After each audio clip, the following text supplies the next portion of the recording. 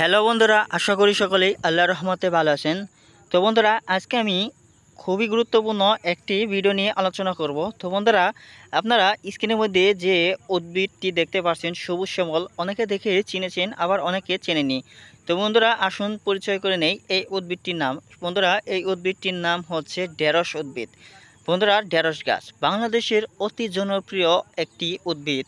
বন্ধুরা, এটি বলতে গেলে 12 মাসে একটি গাছ। বন্ধুরা, বাংলাদেশের কৃষকরা এই উদ্ভিদটি চাষ করে তারা অনেক স্বাবলম্বী ও তারা গরিব থেকে ধনী হয়েছে। তাদের পরিবারের মধ্যে অভাব অনটন দূর করতে তারা সফল হয়েছে। শুধু তাই নয় বন্ধুরা, বাংলাদেশের বিভিন্ন অঞ্চলে এই উদ্ভিদটি জাতীয় খাবার হিসাবে পরিচিত হয়েছে। বন্ধুরা, গ্রামগঞ্জের প্রায় সকল ধরনের মানুষ এই উদ্ভিদটি ভাজি হিসাবে, ভর্তা হিসাবে এবং কি তরকারি হিসাবে খেয়ে থাকেন।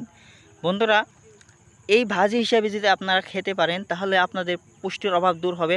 শুধু তাই নয় বন্ধুরা, আপনারা যদি কাঁচা এই সবজিটি খেতে পারেন তাহলে আপনাদের পুষ্টির অভাব দূর হবে।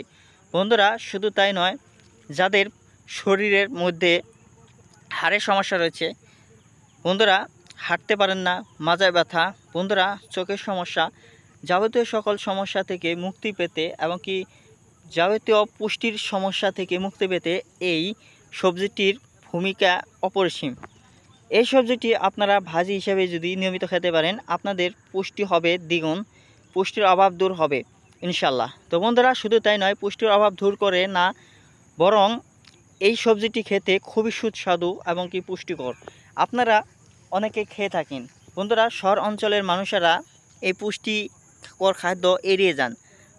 বন্ধুরা, এটি কিন্তু অনেক পুষ্টিকর খাদ্য, আপনারা এড়িয়ে যাবেন না। এবং কি গ্রামগঞ্জের মানুষেরা, কৃষকেরা এই সবজিটিকে চাষ করে তারা স্বল্প মূল্যে চাষ করে, অল্প খরচে চাষ করে অনেক টাকা, লক্ষ লক্ষ টাকা আয় করেছে এবং কি তারা অতি সহজেই স্বাবলম্বী হতে পেরেছে, খুব সহজে। বন্ধুরা, আপনারাও যদি সঠিক নিয়মে এই উদ্ভিদটি, এই ঢেঁড়স গাছের সবজি যদি চাষ করতে পারেন, আপনিও হতে পারেন কোটিপতি এবং কি আপনিও হতে পারেন স্বাবলম্বী।